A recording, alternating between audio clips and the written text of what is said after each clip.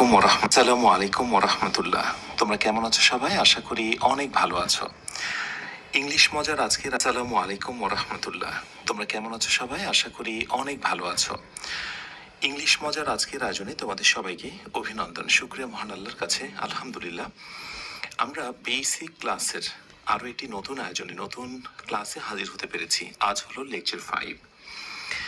Very very important আলোচনা থাকবে আজকের এই ক্লাসে। নতুন পুরনো যারাই আমার সঙ্গে যুক্ত হয়েছো সবাইকেই আরো একবার অভিনন্দন। কমেন্টের নজর রাখছি, তোমরা অনেকে আমাকে সালাম দিয়েছো। ওয়ালাইকুম আসসালাম রহমতুল্লাহ। অনেকে জিজ্ঞাসা, স্যার আপনি কেমন আছেন? শুকরিয়া, আলহামদুলিল্লাহ আমি বেশ ভালো আছি। কমেন্টে দুইটা কাজ করো তো, যারা নতুন যুক্ত হয়েছো কমেন্টে একটু নিউ লিখো, আর যারা পুরনো প্রথম থেকে ক্লাস করছো তারা একটু ওল্ড লিখো।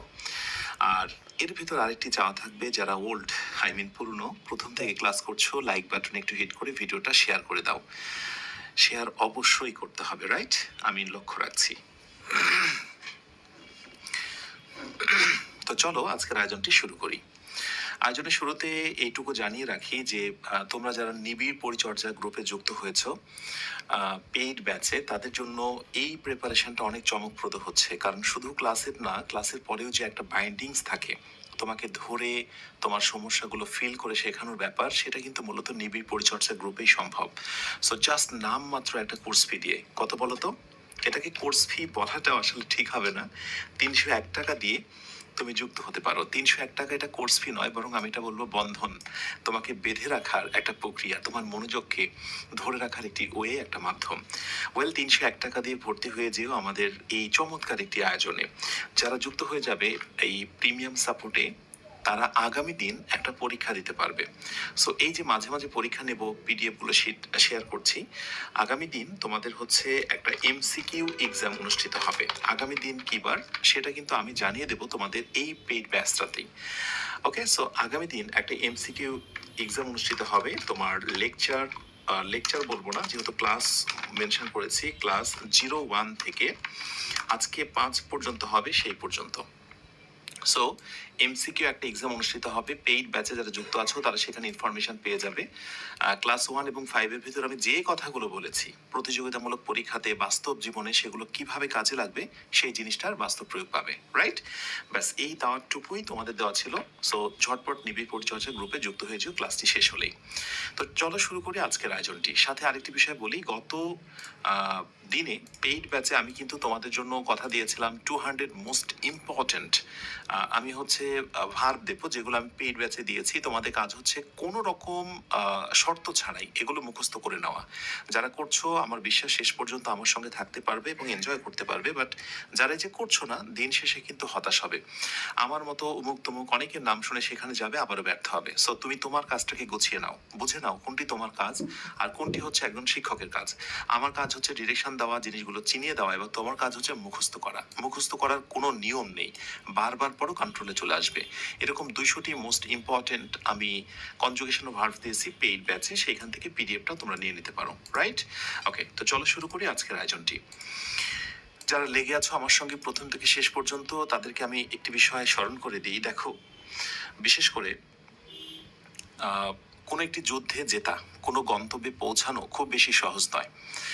একটি লক্ষ্যকে সামনে রেখে অনেকেই যাত্রা শুরু করে, কিন্তু মাঝপথে অনেকে ছিটকে পড়ে, নানা অজুহাত দেখায়। তুমি এরকম হয়তো বা কারণেই মাঝপথে ছিটকে পড়বে, অথবা এখনই তোমার মনটা প্রায় ভাঙতে চলেছে।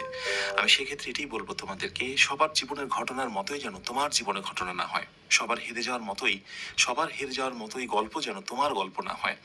এ কারণেই তুমি অন্যরকম ভাবে আত্মবিশ্বাস নিয়ে লেগে থাকো যে স্যারের এই 1 থেকে 50টা ক্লাস আমি অ্যানি হাউ করবো এবং সেটিকে কাজে লাগাবো। বিশ্বাস করো, ইনশাআল্লাহ 1 থেকে 50 পর্যন্ত ক্লাসগুলো হয়ে যাওয়ার পর তুমি যা পাবে তা আজীবন স্মরণীয় হয়ে থাকবে। আমরা সেন্টেন্সের কিছু প্রকার নিয়ে কথা বলছিলাম, ডিটেল। তার ভিতরে আজকে আমরা আসবো অ্যাসার্টিভের পর। গত দিনে হয়েছিল অ্যাসার্টিভ, আজ হচ্ছে ইন্টারোগেটিভ। সো ইন্টারোগেটিভ নিয়ে আমরা বিস্তারিত কথা বলবো। দেখো, ইন্টারোগেটিভ বললেই তোমার মাথায় প্রথমে একটা স্মৃতি ভেসে উঠতে হবে যে ও আচ্ছা, ইন্টারোগেটিভ বাক্য মানেই হলো এটা শেষে থাকবে একটা প্রশ্নবোধক চিহ্ন। কি থাকবে বলতো? প্রশ্নবোধক চিহ্ন। এবং বেশিরভাগ ক্ষেত্রে আমি দেখেছি যে এই ইন্টারোগেটিভ সেন্টেন্স চিনতে তোমাদের কোনো ভুল হয় না, বিকজ এখানে একটা ভয়ঙ্কর চিহ্ন সর্বদাই বিদ্যমান। আচ্ছা, এবার আরেকটি বিষয় তোমাদের সঙ্গে শেয়ার করি। জাস্ট খেয়াল করো, আমি যদি কোথাও বলি যে আর ইউ অ্যাটেন্ডিং, কোনো কথা হবে না ক্লাসের বাইরে, জাস্ট মনোযোগ দিয়ে দেখো। Are you attending the program, P R O G, আচ্ছা R A M, okay. Are you attending the programme tonight, NIGHT, tonight, অর্থাৎ আজকে কি বিশেষ কোনো প্রোগ্রামে তুমি অ্যাটেন্ড হচ্ছ? এটা একটা প্রশ্ন। খালি প্রশ্নের ধরনগুলো দেখো। গতদিন আমরা দেখেছিলাম একটা অ্যাসার্টিভ বাক্যকে নেগেটিভ কতভাবে করা যায়, একটা বাক্যকে ঠিক রেখে। আজকেও আমরা ট্রাই করব একটা বাক্যই রেখে সেইটাকে কত রকম ভাবে প্রশ্ন করা যায়। ওয়েল, এরপরে ধরো একটি প্রশ্ন করলাম যে when are you attending the programme tonight, okay. So এই জায়গাটায় আমরা টু নাইট কথাটা রাখতে পারি। আচ্ছা, রাখলাম। When are you attending the programme tonight, আজকের প্রোগ্রামে কখন আপনি যোগ দিচ্ছেন বা অ্যাটেন্ড হচ্ছেন। এরপরে আরেকটি প্রশ্ন আমরা করতে পারি সিম্পল ওয়েতে, সেটা হচ্ছে you are attending the programme tonight, okay. এরপরে দেবো একটা কমা, তারপরে বলবো আরেন্ট ইউ, তাই নয় কি? এই ধরনের প্রশ্নগুলোর সঙ্গেও তোমরা অনেকে পরিচিত, আমি বলছি এগুলোর নাম কি, সাথে থাকো। এরপর আরেকটি প্রশ্ন আমি একটু লম্বা করে বলতে পারি যে ক্যান ইউ টেল মি, তুমি কি আমাকে বলতে পারো? Can you tell me when, অথবা আমি ধরো ইফ দিলাম, ইফটাই বেস্ট হবে। হোয়েন, আচ্ছা, ইফ ইউ আর অ্যাটেন্ডিং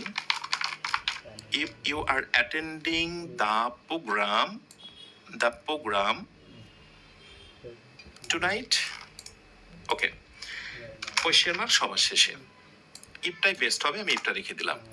আমি অলরেডি একটা প্রশ্নকে অনেকভাবে ঘুরিয়ে বলেছি যে are you attending the programme tonight, তুমি আজকের প্রোগ্রামে কি অ্যাটেন্ড হবে? তাহলে আমি উত্তরে বলতে পারি যে ইয়েস আমি অ্যাটেন্ড হব, অর নো আমি অ্যাটেন্ড হব না, আমি এটা বলতেই পারি, তাই না? তার মানে একটা ধরনের প্রশ্ন আছে যেগুলোর উত্তর হতে পারে ইয়েস নো দ্বারা, মনে থাকবে? আচ্ছা, আরেকটা প্রশ্ন আছে when are you attending the programme tonight, যে প্রশ্নগুলো শুরুতে ডাব্লিউ এবং এইচ টাইপের ওয়ার্ড থাকে, যেগুলোকে বলা হয় WH কোয়েশ্চেন। নিশ্চয়ই তোমরা এই ব্যাপারে নাম শুনেছো, হু, হুইচ, হোয়াট, হোয়েন, হাউ, হোয়ার, এরকম 9টা বিশেষ WH দ্বারা শুরু ওয়ার্ড রয়েছে যেগুলো দিয়ে প্রশ্ন করা হয়, right? So when are you attending the programme tonight, এই ধরনের প্রশ্ন যখন করা হয় WH কোয়েশ্চেন দ্বারা, এই হু, হুইচ, হোয়াট, হোয়েন, সেগুলোর ক্ষেত্রে পূর্ণাঙ্গ আনসার দিতে হয়। আগের প্রশ্নে যেমন ইয়েস নো বলে তুমি থেমে যেতে পারো, কিন্তু what, which, how, when, WH word দ্বারা কোনো প্রশ্ন হলে তুমি থেমে যেতে পারবে না, তোমাকে কমপ্লিট একটা ডেফিনেশন বা কমপ্লিট একটা প্রকাশভঙ্গি দেখাতে হবে। তাহলে এইগুলোকে বলা হয় WH কোয়েশ্চেন। এগুলো নিয়ে বিস্তারিত আমি কথা বলছি, WH কোয়েশ্চেনের জন্মটা কিভাবে হলো, ওকে। এবার আসলে you are attending the programme tonight, তুমি আজকের প্রোগ্রামে অ্যাটেন্ড হচ্ছ, তাই নয় কি, তাই কি? এই যে বাক্যের শেষে প্রথম একটা অংশ, তারপরে ছোট্ট করে প্রশ্নের একটা ধরন, এই যে ছোট্ট করে প্রশ্নের ধরন, সম্মতি, তুমি আজকের প্রোগ্রামে উপস্থিত হচ্ছ, তাই নয় কি, তাই কি? এই তাই কি, তাই নয় কি, ছোট্ট করে একজন যিনি কথা বলছেন স্পিকারের সম্মতির জন্য আমরা যে ছোট ছোট প্রশ্নগুলো করি, this is called tag question. কি কোয়েশ্চেন? Tag question. একটু ছোট্ট করে ফান করে বলতে পারি, ট্যাগ কোয়েশ্চেন কি অন্য কথায় বলা হয় টেইল কোয়েশ্চেন। টেল মানে কি জানো? লেজ, এই গাভীর পেছনে লেজ বা ঘোড়ার পেছনে লেজ, লেস কোয়েশ্চেন, হ্যাঁ, টেল কোয়েশ্চেন। তো লেজ যেমন পেছনে থাকে, এই সেন্টেন্সেরও কিন্তু পেছনে থাকে যে প্রশ্নটা, সেই জন্য এটাকে বলা হয় ট্যাগ কোয়েশ্চেন। ছোট প্রশ্ন, শর্ট কোয়েশ্চেন। আরেকটি প্রশ্ন হচ্ছে লম্বা একটা বাক্য। ছোট্ট একটা বাক্য হলে তো ঝামেলা চুকেই যেত, কিন্তু বাক্যের সংখ্যা যখন 2টা হয়, এটাকে বলা হয় কমপ্লেক্স সেন্টেন্স। আমি সেগুলো নিয়ে কথা বলবো। বাক্যের সংখ্যা যখন 2টা হয়, তখনও এক বিশেষ পন্থায় প্রশ্ন করতে হয়। প্রথমটুকু থাকে প্রশ্নবোধক, পরেরটুকু থাকে সিম্পল অ্যাসার্টিভ সেন্টেন্সের মতো। এই যে লম্বা কোনো বাক্যকে, কমপ্লেক্স সেন্টেন্সের মতো কোনো বাক্যকে যখন আমরা প্রশ্ন করি, সেই ধরনের প্রশ্নকে বলা হয় ইমব্যাডেড কোয়েশ্চেন। কি কোয়েশ্চেন? ইমব্যাডেড কোয়েশ্চেন, মানে সম্প্রসারিত প্রশ্ন। ইমব্যাডেড কোয়েশ্চেন, ইমব্যাডেড কোয়েশ্চেন। তাহলে মোটামুটি এটা বুঝে নিয়েছো যে প্রশ্ন জিনিসটা সহজ মনে হলেও এটা অনেক ধরনের হয়। পরবর্তীতে আরো অনেক রকমের প্রশ্নের অবতারণা হয়েছে বিভিন্ন সময়, যেমন ধরো চয়েস কোয়েশ্চেন, চয়েস কোয়েশ্চেন। এরপরে তোমার আমি কোনো কোনো সময় দেখি যে leading question, leading question. Okay, যেমন ধরো আমি চয়েস কোয়েশ্চেন এবং লিডিং কোয়েশ্চেনের দুটো আনসার দিই, মানে কি বলে, নমুনা দিই। যেমন are you attending the programme tonight, tonight, or তুমি কি আজকের প্রোগ্রামে উপস্থিত হচ্ছ, নাকি স্টেইং হোম, নাকি বাসায় থেকে যাচ্ছ। দেখো এখানে একটা চয়েসের ব্যাপার আছে, যে তুমি কি আজকে এখানে থাকবে, মানে আজকের নাইটে কি প্রোগ্রামে যাবে, নাকি বাসাতেই থাকবে। এই যে দুইটা অপশনে মাঝখানে যখন অর থাকে তখন কিন্তু একটা চয়েসের প্রসঙ্গ আসে, হয় এটা না হয় ওটা। এরকম যখন চয়েসের প্রসঙ্গ আসে সেগুলোকে বলা হয় চয়েস কোয়েশ্চেন, রাইট। এরপরে আসো লিডিং কোয়েশ্চেন। লিডিং মানে কি? লিডিং মানে হচ্ছে বিশেষ শব্দ দিয়ে সম্মতি প্রকাশ করা। যেমন বললাম যে বললাম হচ্ছে যে ইউ আর, সিম্পলি বললাম যে you are attending the programme tonight. Okay, এরপরে বললাম যে ওকে, ওকে, অথবা আমি হয়তো বললাম যে রাইট। ওকে, এইগুলোর নাম হচ্ছে লিডিং কোয়েশ্চেন। ওকে, আশা করি মনে থাকবে, ছোট ছোট এই প্রশ্নগুলোকে বলা হয় লিডিং কোয়েশ্চেন। আর মাঝখানে যখন অর থাকে this is called choice question. তাহলে প্রশ্নের যে এত রকম ধরন, আশা করি সেটা বুঝে নিয়েছো। ব্যাস, এবার আমরা আরেকটু আস্তে আস্তে করে গভীরে প্রবেশ করি। তাহলে প্রশ্নের প্রথম প্রকারের নাম হচ্ছে ইয়েস নো কোয়েশ্চেন। ওকে, এটি হচ্ছে নাম্বার ওয়ান। নাম্বার ওয়ান হচ্ছে ইয়েস নো কোয়েশ্চেন, কিউইএস, হ্যাঁ, কোয়েশ্চেন। ওকে, এরপরে হচ্ছে নাম্বার টু। নাম্বার টু হচ্ছে ডাব্লিউএস কোয়েশ্চেন। ওকে, ডাব্লিউএস কোয়েশ্চেন। এরপর নাম্বার থ্রি হচ্ছে ট্যাগ কোয়েশ্চেন। মোস্ট ইম্পর্টেন্ট যে চারটা সেটা দিচ্ছি। এরপরে নেক্সট যে 4 নাম্বার গুরুত্বপূর্ণ আইটেম সেটা হচ্ছে ইমব্যাডেড কোয়েশ্চেন। ক্লিয়ার? এই yes no question, WH question, tag question এবং ইমব্যাডেড কোয়েশ্চেন, এই চারটা নিয়ে স্পেশালি আমরা একটু সামনে এগোই। ক্লিয়ার? আচ্ছা, এই হচ্ছে আমাদের কোয়েশ্চেন। ইয়েস নো কোয়েশ্চেনের ক্ষেত্রে সর্বদা একটা বিষয় তোমরা মনে রাখবে, যে এটা শুরুটা হবে অক্সিলারি ভার্ব দিয়ে। কি দিয়ে? অক্সিলারি ভার্ব দিয়ে শুরু হবে। হ্যাঁ, অক্সিলারি ভার্ব দিয়ে, এরপরে সাবজেক্ট, বাকি যা থাকা থাকুক, শেষ হচ্ছে question mark. So auxiliary verb থাকবে, do, does, did, have, has, had, কিছু একটা শুরুতেই থাকবে। এটা যেন অবশ্যই মনে থাকে। এবার ইয়েস নো দিয়ে কোনো কোনো সময় কিছু পিকুলিয়ার টাইপের প্রশ্ন হয়। যেমন আমি একটা প্রশ্নে আসি, তোমাকে ইয়েস নো কোয়েশ্চেন শেখানো হচ্ছে, কিন্তু কোনো এক সময় দেখা যাচ্ছে এরকম বলা হচ্ছে যে আর ইউ হ্যাপি, তুমি কি হ্যাপি, প্রশ্ন করা হচ্ছে। এখন আনসারে ধরো বলা হচ্ছে যে ইয়েস অথবা নো, সমস্যা নেই, যে ইয়েস আই এম হ্যাপি, এই যে ডাবল পি হ্যাপি। এবং একটু ঝামেলামূলক ভাবে ইয়েস এর নিচে আন্ডারলাইন করে বলছে যে বলো তো, এই যে ইয়েসটা তুমি বললে উত্তরের সময়, এই ইয়েসটা কোন পার্টস অফ স্পিচ। অপশন হিসেবে বলবে যেটা কি নাউন, অপশন হিসেবে বলবে এটা অ্যাডজেক্টিভ, অপশন সি এটা হচ্ছে অ্যাডভার্ব, হ্যাঁ, অ্যাডজেক্টিভ ইত্যাদি। তাহলে বলো তো এইখানে ইয়েসটাকে তুমি কি নামে ডাকবে? বেশি সময় দেবো না, কারণ সামনে এগোতে হবে অনেকটা।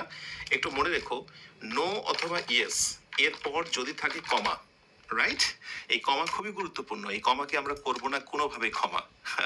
সো ইয়েস এবং নো এর পরে যদি কমা থাকে, তাহলে এই ইয়েস এবং নো এটার নাম হয়ে যাবে অ্যাডভার্ব। কি হয়ে যাবে? অ্যাডভার্ব হয়ে যাবে। এটার নাম হয়ে যাবে অ্যাডভার্ব। এখন স্বাভাবিকভাবে বিভিন্ন বই অথবা আমি, তুমি, অমুক তমুক, কিন্তু এইটুকু কথা বলা হয়, কিন্তু হয় কি কোনো কোনো সময় আবার পরীক্ষায়, প্রতিযোগিতামূলক পরীক্ষায় এই ধরনের প্রশ্নগুলো আসে। বলে যে সে, ধরো বলা হলো যে সে নো, সে নো, নো বলো কাকে? Two bullying. মানে সোশ্যাল মিডিয়াতে আমরা যে একে অপরকে বিভিন্ন ওয়েতে হ্যারাস করি বা গালি দিই, সেটা তো বুলিং এর অন্তর্ভুক্ত, তাই না? তো ধরো বললাম যে সে নো টু বুলিং, অর্থাৎ সামাজিক যোগাযোগের মাধ্যমে এই যে বুলিংটা, অন্যকে হ্যারাস করার যে বিষয়টা, অপমান করার বিষয়, সেটাকে নো বলো। এবার নো এর নিচে আন্ডারলাইন করা হলো এবং অপশন হিসেবে 4টি দেওয়া হলো। তাহলে বলো তো এইখানে নো এর নাম কি? ওকে। আবার ধরো কোনো কোনো সময় আমি এই প্রশ্নটা, এবং গত কয়েকটি ক্লাস আগে কিন্তু আমি এই কথাটি বলেছি তোমাদের, যে আই হ্যাভ নো চয়েস। এই জায়গায় যদি নো থাকে তাহলে সেই নো এর নাম কি বলো দেখি। ওকে। সাধারণ একটা বিষয় কোনো কোনো সময় এভাবে অসাধারণ হয়ে যায়, রাইট? এবার রিজন গুলো একটু দেখে নাও, আমি একটু রিড করে দিই। ওকে, সো ফার্স্ট একটা কথা বলি যে যখন কমা রয়েছে তখন আত্মবিশ্বাস নিয়ে আজকের পরে অবশ্যই বলবে, সেটির নাম হচ্ছে অ্যাডভার্ব। সেটির নাম হলো অ্যাডভার্ব। এটা একটা নোট হবে। ও হ্যাঁ, আরেকটি বিষয় হলো যে যারা পেইড ব্যাচে যুক্ত আছো তাদেরকে কষ্ট করে নোট করতে হবে না, তারা শুধু ক্লাসটাই করবে। পরবর্তীতে চমৎকার ভাবে ক্লাসটি শেষ হলে কিন্তু পেইড ব্যাচে আমি এটার লিঙ্কটা, পিডিএফটা কিন্তু আমি দিয়ে দিই। তাহলে ইয়েস নো এর পরে যেহেতু কমা রয়েছে, অতএব এটিকে আমরা কি বলবো? অ্যাডভার্ব বলবো, রাইট? অ্যাডভার্ব বলবো। আর এখানে সে নো, নর্মালি এই জিনিসটা মনে রাখতে হবে, ভার্বের পরে অবজেক্ট থাকে। অবজেক্ট হিসেবে সাধারণত কে বসে? নাউন বসে। এই সূত্রটা একটু মনে রেখো, এগুলো নিয়ে অনেক কথা বলা যাবে। সো এই হচ্ছে ভার্ব, রাইট? ভার্বের পরে নো, এটার অবস্থান হচ্ছে অবজেক্ট হিসেবে। সো এটাকে আমরা নাউন হিসেবে ডিমান্ড করব। কি হিসেবে? নাউন হিসেবে, রাইট? আর পরেরটি তো অবশ্যই লেকচার তোমরা 1, 2, 3 মধ্যে পেয়েছো, আই হ্যাভ নো চয়েস, নিশ্চয়ই তোমাদের মনে আছে। সেটি হচ্ছে যে নো এর পরে যদি কখনো নাউন থাকে, ওকে, সো এই নো বেচারার নাম হচ্ছে ডিটারমিনার অথবা অ্যাজেক্টিভ। ডিটারমিনার অথবা adjective. So definitely it's an adjective. আশা করি বুঝতে পেরেছো। এই নো, ইয়েস এগুলোর নানা রকম ঢং আছে। এবং আরেকটি মজার বিষয় তোমাদের সঙ্গে শেয়ার করি, সেটা হচ্ছে ইয়েস এবং নো যদি নাউন হয়, যেহেতু আমরা ইয়েস এবং নোটাকে নাউন হিসেবে ডিমান্ড করলাম, নাউন মানেই তো তার সিঙ্গুলার এবং প্লুরাল থাকে, যেগুলো থাকে না সেগুলো ব্যতিক্রম। যেমন বুক থেকে বুকস, কাউ থেকে কাউজ, এরকম যেগুলো থাকে না সেটা তো অন্য কথা, অন্য অর্থ। কিন্তু ইয়েস এবং নোটাকে যেহেতু নাউন হিসেবে ডিমান্ড করেছি, তাহলে এর কিন্তু একটা প্লুরাল আছে। যেমন আমরা যদি প্লুরালে কথা বলি তাহলে হচ্ছে ইয়েসেস, ইয়েস এস, ওকে। আবার নো এর প্লুরাল হচ্ছে নোস, জাস্ট মনে রাখো। আর বাক্যতে যদি আমরা এরকম একটা ঘটনা ঘটাই, দেখি তোমরা কতজনে সঠিক আনসার ধরতে পারছো। বলা হলো the proposal, PROPOSL, the proposal receive, the proposal received more yes or no. দুইটি অপশন দেওয়া হলো। দ্য প্রপোজাল, প্রস্তাবনাটি গ্রহণ করেছিল অধিক পরিমাণে হ্যাঁ এবং না এই বিষয়টি। সো ইয়েস ইয়েস, আইটাতে হচ্ছে নোজ। বলা হলো চুজ দ্য কারেক্ট আনসার, সঠিক আনসারটি বেছে বের করো। Choose the correct answer. বলো দেখি তুমি কোন আনসারটা রাইট দেবে। প্রথমত, না জানলে তোমার কাছে মনে হবে এ নাম্বারটা রাইট, অথবা তোমার কাছে বি নাম্বারটা দেখে খুবই উইয়ার্ড লাগবে যে এমন আবার কোনো ওয়ার্ডের জন্ম হয়েছে কিনা। কিন্তু আসলে ইয়েস এবং নো এটা কিন্তু হচ্ছে এইটারই জাস্ট প্লুরাল, ইয়েস ইয়েস এবং নোজ। সো যেহেতু আমরা মোর দিয়েছি, মোরের পরে কি হবে? মোর বুক না বুকস? ইয়েস। এইভাবে মোরের পরে নাউনটা তো প্লুরালই হয়, রাইট? সো অবশ্যই অবশ্যই আমরা এই আনসারটাকে রাইট বলবো।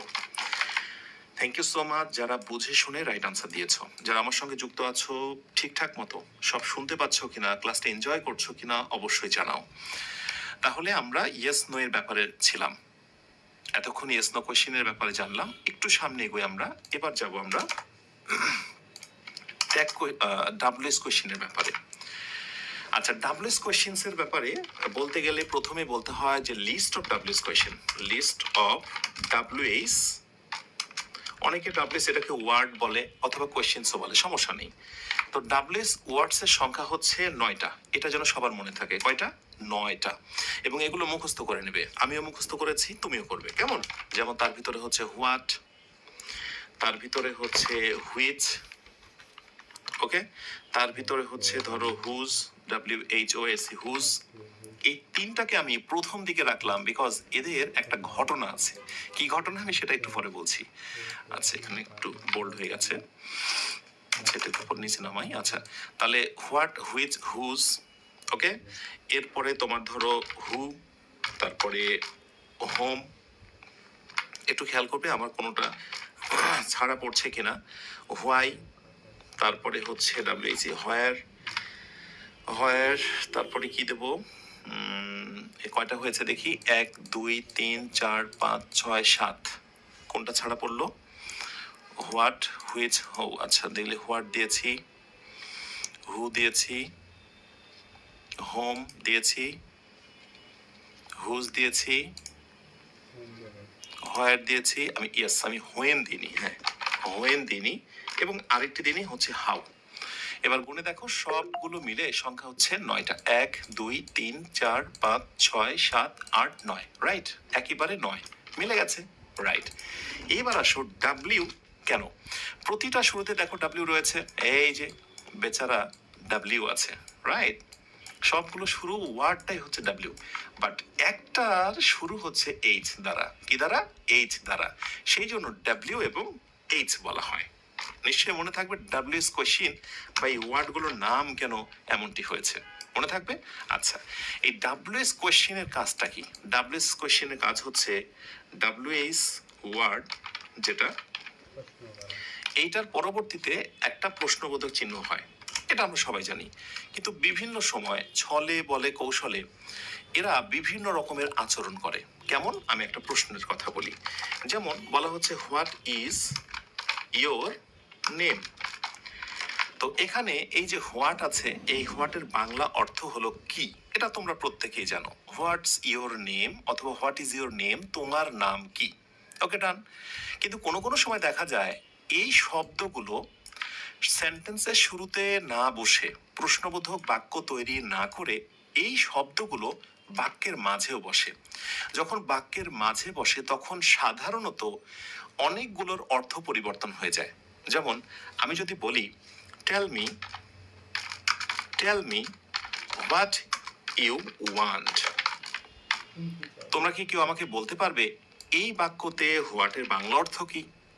এখন তুমি যদি একটা ছোট্ট ধারণা নিয়ে বসে থাকো যে হোয়াট মানে কি, ছোটবেলায় অবশ্য শিখতাম যে হোয়াট মানে কি, তখন ফান করে বলতাম গাধার মতো প্রশ্ন করলে উত্তর দেব কি, প্রত্যুত্তরে আবার এমনও কথা বলতাম যে তোমার মতো ছেলেকে পকেটে রেখেছি, রাইট। সো এইরকম কিছু স্মৃতি কিন্তু অনেকেরই রয়েছে, হোয়াট মানেই নাকি সারা জীবন কি। সো হোয়াটের বাংলা অর্থ কি না হয়ে অন্য অর্থ হতে পারে টেল মি হোয়াট, এখানে হোয়াটের বাংলা অর্থ হচ্ছে যা, অর্থাৎ টেল মি আমাকে বলো যা তুমি কি চাও, তাহলে এখানে কি দিলে অর্থটা পরিপূর্ণ হবে না। এই যে বেসিকটার সমস্যা, তোমরা বঙ্গানুবাদ করতে পারো না, একটা সেন্টেন্সের সুন্দর বাংলা বুঝতে পারো না, রাইট, এই যে অনেকে বাংলা অর্থটা লিখছো। So what is your name মানে তোমার নাম কি, but what tell me what you want, আমাকে বলো যা তোমার প্রয়োজন বা যা তুমি চাও। এই ধরনের কোনো কোনো ঘটনা অনেক সময় ঘটে। আবার আরেকটি মজার বিষয় দেখো, যেমন এখানে এরকম প্রশ্ন করা হয় যে হোয়াট বুক অথবা হুইচ বুক, এক্ষেত্রে প্রশ্ন রয়েছে হোয়াট বা হুইচ নিয়ে সমস্যা, যে what book do you need, তোমার কোন বইটা প্রয়োজন। এখানে আবার হোয়াটের অন্য একটা ঘটনা ঘটেছে, কি ঘটনা বলো তো, হোয়াটের পর একটা নাউন বসেছে। সো হোয়াট বাক্যের শুরুতে হয়েছে, তার একরকম নাম একটা ঘটনা, হোয়াট বা এই শব্দগুলো বাক্যের মাঝে বসলে একরকম ঘটনা, আর বাক্যের শুরুতে বসলে অন্য রকমের একটা ঘটনা। তো চলো আমরা একটু জানার চেষ্টা করি কোথায় কি নাম হয়েছে। বিশেষ করে বিভিন্ন প্রতিযোগিতামূলক পরীক্ষাতে এই প্রশ্নগুলো প্রচুর পরিমাণে আসে। যদি বলা হয় হোয়াট ইজ ইয়োর নেম, ওকে, এবং হোয়াটের নিচে আন্ডারলাইন করা হলো, এটার নাম কি। সো তোমরা কোনোভাবে সময় নেবে না, এটার নাম হচ্ছে ইন্টারোগেটিভ প্রোনাউন। কি ইন্টারোগেটিভ, কি বলতো, প্রোনাউন, এটা যেন মনে থাকে, ইন্টারোগেটিভ প্রোনাউন মনে থাকবে নরমালি। কিন্তু যখন ডাব্লিউএইচ ওয়ার্ড এর পর একটা নাউন থাকে, এখন ডাব্লিউএইচ ওয়ার্ড তো অনেকগুলো আছে, 9টা, সবগুলো কি না রে বাবা, শুধুমাত্র হাতে গোনা 3টা, সেই 3টা হচ্ছে এই 3টা।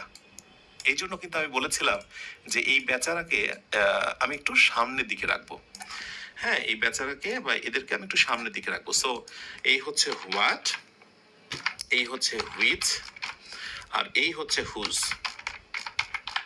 WHOSE whose. এরা যদি কখনো নাউনের পূর্বে বসে তাহলে এদের নাম চেঞ্জ হয়ে যাবে, এদের নাম কি হবে জানো, এদের নাম কি হবে আমি তোমাদেরকে এক্ষুনি দেখাচ্ছি। সো নেক্সট একটা কোশ্চেন দিচ্ছি, সেটা হচ্ছে, ধরো আমি বললাম আগের বাক্যটাই যে what book do you need, তোমার কোন বইটা প্রয়োজন। দেখো এই হচ্ছে হোয়াট, ওকে, তারপরে রয়েছে হচ্ছে নাউন। কোনো কোনো জায়গায় তুমি হুইচ বুক দেখতে পাবে, হোয়াট বুক অথবা হুজ পেন ইত্যাদি। তো যখনই নাউনের পূর্বে হোয়াট বসেছে রে বাবা, তখন এর নামটা হবে চেঞ্জ। এটার নাম কি জানো? এটার নাম হচ্ছে ইন্টারোগেটিভ। আগেটা ছিল প্রোনাউন, কিন্তু এবার নাম হচ্ছে ইন্টারোগেটিভ। কি বলতো? অ্যাজেক্টিভ। ইন্টারোগেটিভ অ্যাজেক্টিভ মনে রাখা খুবই সহজ, নাউনের পূর্বে তো অ্যাজেক্টিভই বসে, বসে না? তো সেই জন্য এটার নাম হচ্ছে ইন্টারোগেটিভ অ্যাজেক্টিভ। তাহলে নিশ্চয়ই বুঝে নিয়েছো যে অবস্থান ভেদে ডাব্লিউএইচ ওয়ার্ডগুলো একটা বাক্যে বসে অর্থের পরিবর্তন হয়, এরপরে পার্টস অফ স্পিচের পরিবর্তন পর্যন্ত হয়ে যায়। আর বিশেষ করে আমার সঙ্গে যারা এই মুহূর্তে যুক্ত আছো, আমি বিশ্বাস করি তোমরা অনেকেই আছো যে প্রতিযোগিতামূলক পরীক্ষাও তোমরা দেবে বাট দিয়েছ। তারা একটু বলো তো এই ধরনের প্রশ্নগুলো প্রতিযোগিতামূলক পরীক্ষায় আসে কিনা? অবশ্যই আসে। একটা টেস্ট হয়ে যাক, দেখি যে তোমরা ঠিকঠাক মতো বলতে পারছো কি না। আমি বলছি যে which, WHICH, which colour do you prefer, COLOUR। বানানের মধ্যে পার্থক্য, এই কালারটা হচ্ছে আমেরিকান, আর এখানে ইউ দিলে এটাকে বলা হয় ব্রিটিশ বানান। ঠিক আছে, ইংরেজি শেখার ক্ষেত্রে এটাও জেনে রাখো, বানানের ভিতরে দুই রকমের বৈষম্য দেখা যায়। Which colour do you prefer. Okay, so এইবার আমি বলছি যে এই হুইচটা কোন পার্টস অফ স্পিচ, এই হুইচটার নাম কি?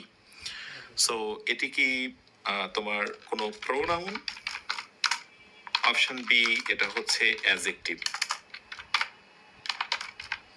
অ্যাজেক্টিভ। ওই ইন্টারোগেটিভ প্রোনাউন বা ইন্টারোগেটিভ অ্যাজেক্টিভ অত কথা না বলে পরীক্ষায় এভাবে থাকে যে হুইচটাকে তুমি কি বলবে, এটা কি অ্যাজেক্টিভ অবস্থা আছে নাকি অন্য কিছু? ফাইন। আচ্ছা, সুমাইয়া ইয়াসমিন বলছো যে স্যার আগের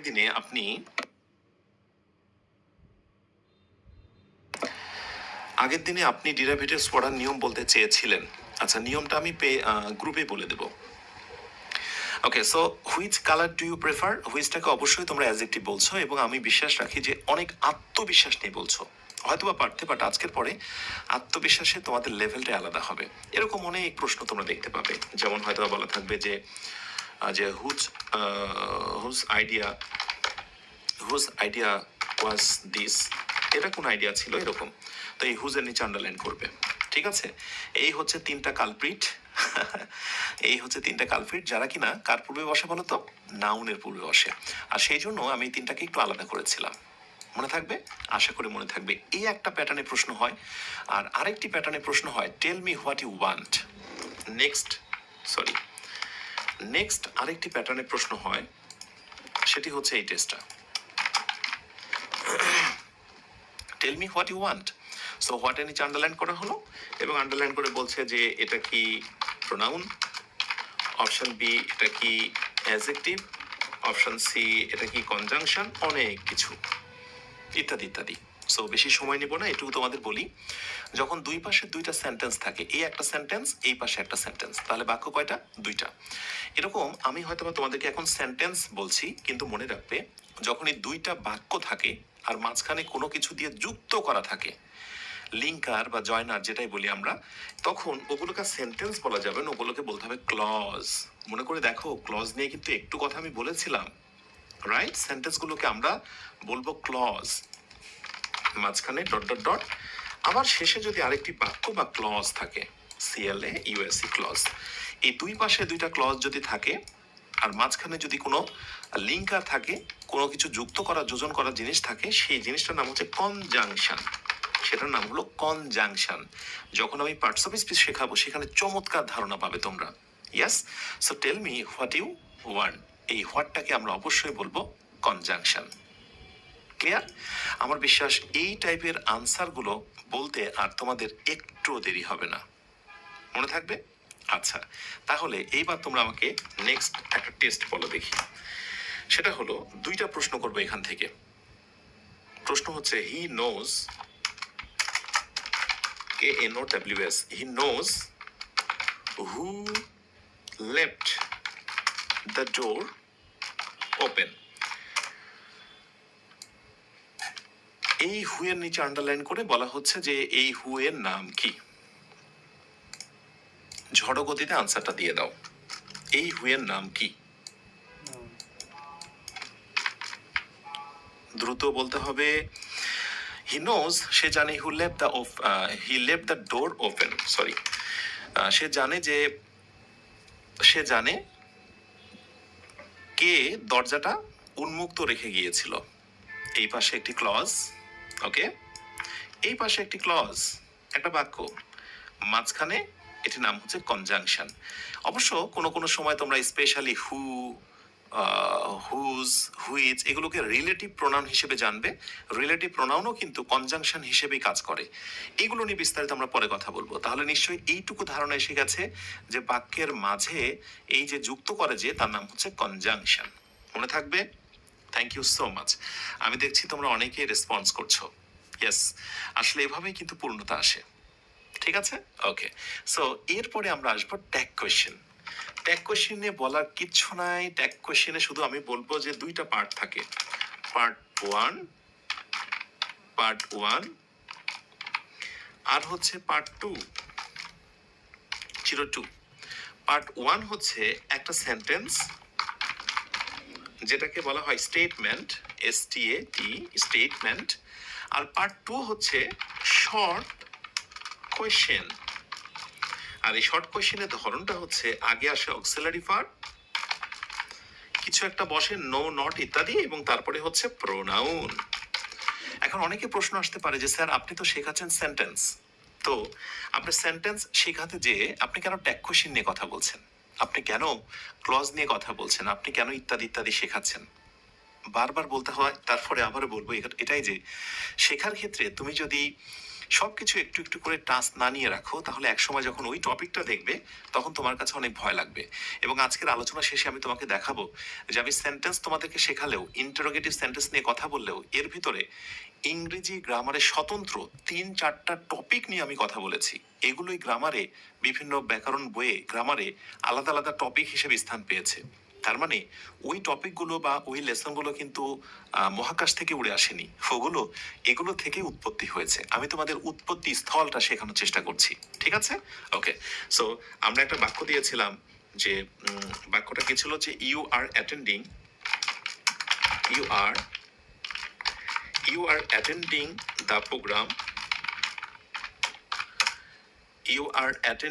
the program, tonight। এরকম একটা কমা দিয়ে আমরা এরকম একটা জায়গায় কিছু বসিয়েছিলাম। মনে রাখবে ট্যাগ কোশ্চেন মানেই প্রথম অংশ, পার্ট 1 সেন্টেন্স, এই অংশকে বলছি আমরা সেন্টেন্স। আর এই অংশটা দেখে আমরা এই পাশে ট্যাগ কোশ্চেন করব। সো অক্সিলারি ভার্ব কি নেব বলো তো? আর নেব, পরবর্তীতে শেখাবো। আর বাক্যটা যেহেতু হ্যাঁ বোধক, তাই আমি কি নেব জানো? Are not. আর কি নেব জানো? প্রোনাউন নিয়ে নেব। কি নেব? প্রোনাউন। কিন্তু ট্যাগ কোশ্চেনের ক্ষেত্রে একটা বিশাল নিষেধাজ্ঞা বলে দিচ্ছে গ্রামারিয়ানরা, যে দুইটা কাজ কখনোই করা যাবে না। একটা হলো যে যদি প্রশ্নটা হয় হ্যাঁ বোধক, বাক্যটা যদি হয় হ্যাঁ বোধক, তাহলে এই পাশে না বোধক করতে হবে। আর এই না বোধক করার সময় শর্টকাট করতে হবে। আর নটের শর্টকাট হচ্ছে কি জানা আছে? আরেন্ট। এই ছোট ছোট বিষয়ের আমি লিস্ট দিয়ে দেবো পেইড ব্যাচে, সেখান থেকে নিয়ে নিও। Aren't, isn't. তাহলে আর নটটাকে আরেন্ট করলাম, আর নিয়মটা কি? প্রোনাউন দিয়ে দেবো। এই হচ্ছে প্রোনাউন। আমি জানি অনেকেই প্রোনাউন চেনো না, আমি চিনিয়ে দেবো, ওয়েট করো, পার্টস অফ স্পিচ লেসন যখন শেখাবো। এই হচ্ছে মোটামুটি বেসিক ধারণা। This is called tag question, ছোট প্রশ্ন। বাট এখানে ইউ আর যদি নট হতো, you are not attending the program, তাহলে এই পাশটা যেহেতু না বোধক, তখন আর নট আমি দিতাম না। তার মানে না বোধক থাকলে হ্যাঁ বোধক, আর যদি হ্যাঁ বোধক থাকে তাহলে না বোধক। জাস্ট এই কথাটুকু মনে রাখো। ট্যাগ কোশ্চেন সংক্রান্ত এটাই গুরুত্বপূর্ণ আলোচনা। বিস্তারিত থাকবে যখন আমি এই লেসনটা শেখাবো। আচ্ছা, নাম্বার 4-এ আসি, ইম্বার্টেড কোশ্চেন। ইম্বার্টেড কোশ্চেন শুরু করার পূর্বে তোমাদেরকে একটি কথা বলি। আমি 1 থেকে 50টা ক্লাসে তোমাদেরকে হয়তো বা ইংরেজির উড়োজাহাজ বানিয়ে দেবো না, এটা আমি অনেকবারই বলছি। বাট আমি ইংরেজি তোমাদেরকে একটা মজা দেব, ইংরেজি বিষয়ে তোমাদের আত্মবিশ্বাসের জায়গা তৈরি করব। এরপর বাজার থেকে যে কোনো বই কিনলেই যেন তুমি সেই বইটা পড়ে মজা পাও, অথবা নামি দামি মুখ তুমুক টিচারের কাছে যেয়ে যেন তার লেকচারটা তুমি বুঝতে পারো।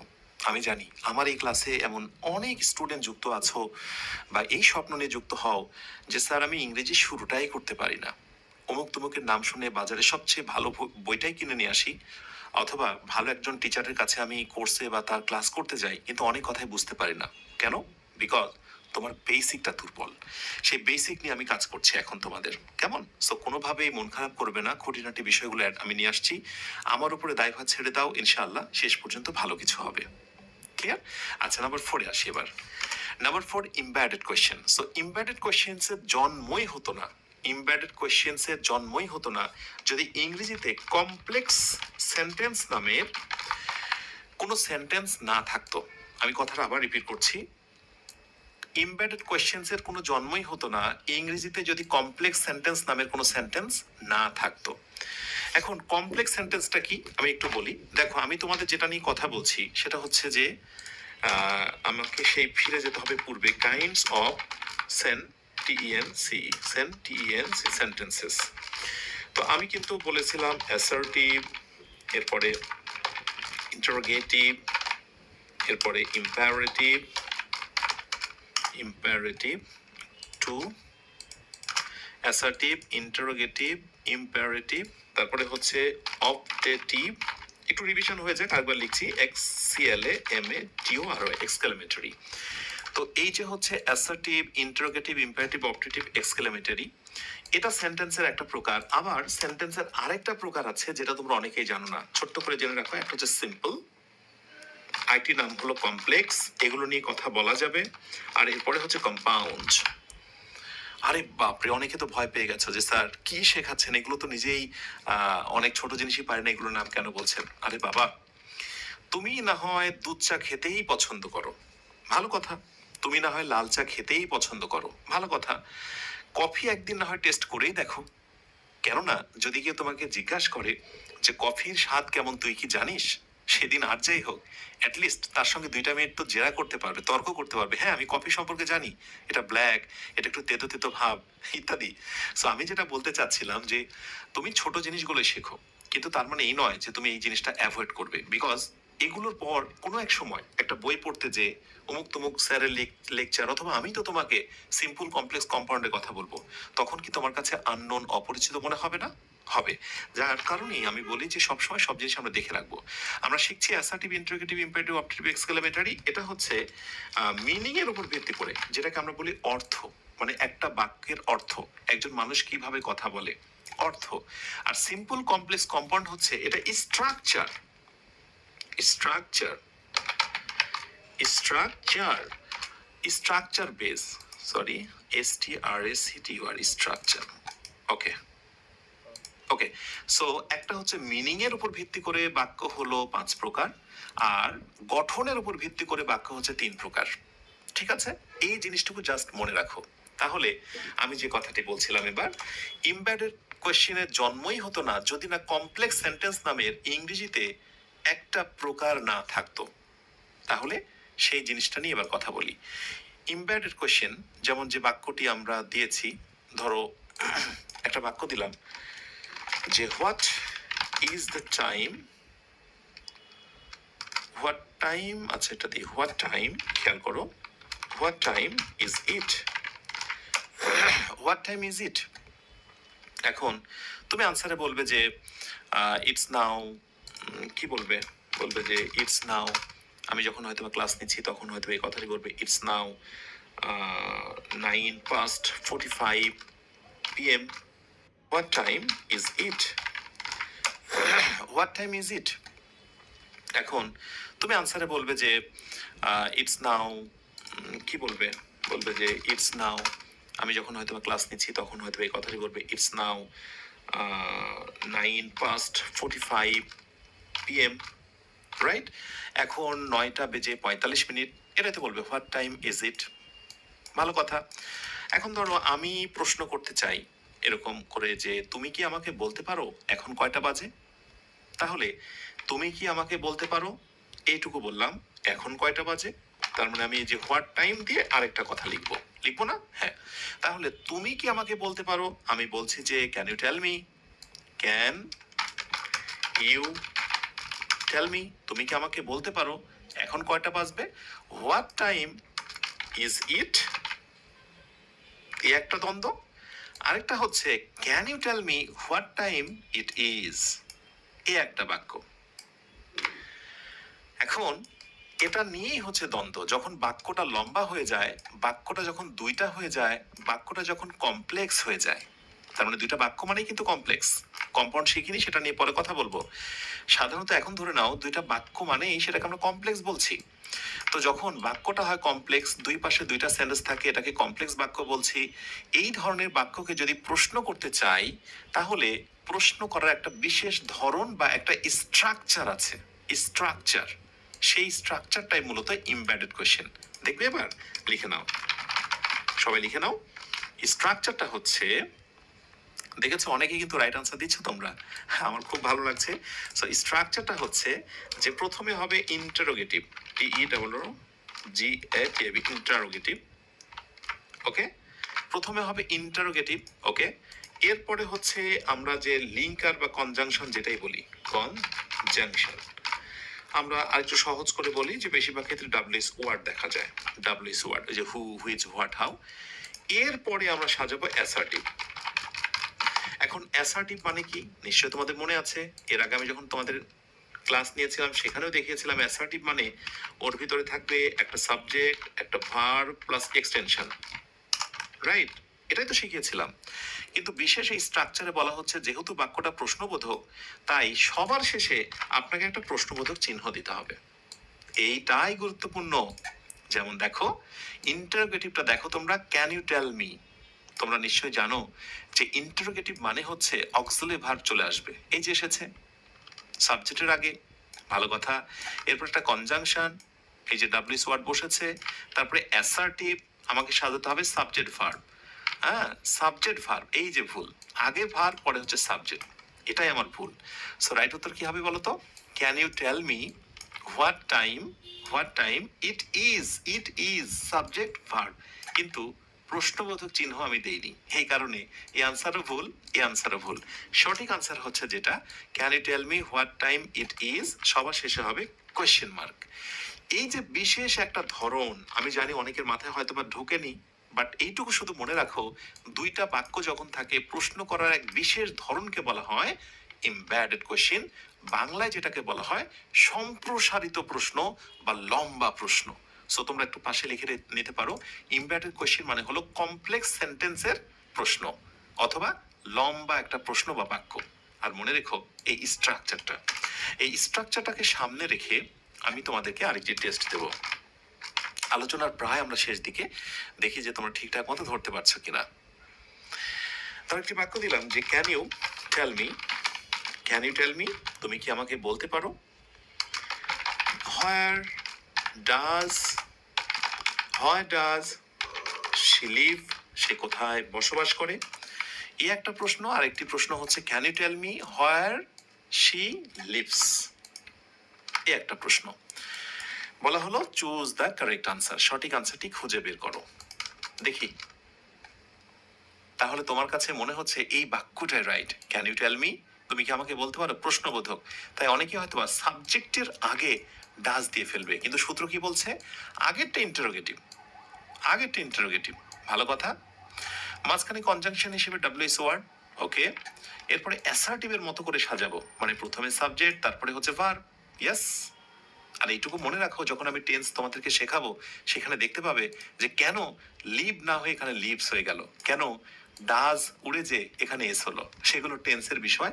শুধু এইটুকু মনে রাখো, সাবজেক্ট ভার্ব, আর সবার শেষে প্রশ্নবোধক চিহ্ন। সুতরাং সব দিক থেকে আমরা নেক্সট বা সেকেন্ড আনসারটাকে রাইট বলতে পারি। This is called embedded question. আজকে আমাদের আলোচনার বিষয় ছিল ইন্টারোগেটিভ সেন্টেন্স। ইন্টারোগেটিভ সেন্টেন্স আলোচনা করতে যে আমরা কি কি শিখেছি এক নজরে সেটা একটু আমি আলোকপাত করতে চাই। ইন্টারোগেটিভ সেন্টেন্স মানেই তার শুরু হয় প্রশ্নবোধক ওয়ার্ড, অর্থাৎ ডাব্লিউএস ওয়ার্ড দিয়ে। প্রশ্নবোধক ওয়ার্ড বা ডাব্লিউএস ওয়ার্ডের সংখ্যা হচ্ছে 9টি। প্রশ্নবোধক বাক্য হলে সবার শেষে একটা প্রশ্নবোধক চিহ্ন বসে। প্রশ্নবোধক শব্দগুলো অর্থাৎ ডাব্লিউএস ওয়ার্ডগুলো বাক্যের মাঝে বসলে তার নাম হয়ে যায় কনজাংশন, এবং তার অর্থ কিন্তু আর আগের মতো থাকে না। আমরা দেখেছি ইন্টারোগেটিভ সেন্টেন্সের ভিতরে ইংরেজি স্বতন্ত্র চমৎকার একটা লেসনের নাম হচ্ছে ট্যাগ কোশ্চেন।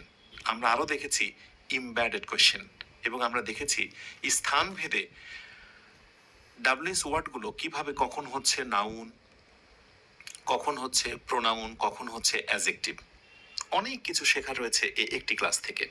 ইনশাআল্লাহ এভাবে করে আমরা আস্তে আস্তে করে সামনে এগিয়ে যাব। সবশেষে আমি তোমাদেরকে এটাই বলতে চাই, যারা প্রথম থেকে আমার সঙ্গে যুক্ত আছো, লেগে থাকো, ইনশাআল্লাহ অনেক কিছু জানতে পারবে।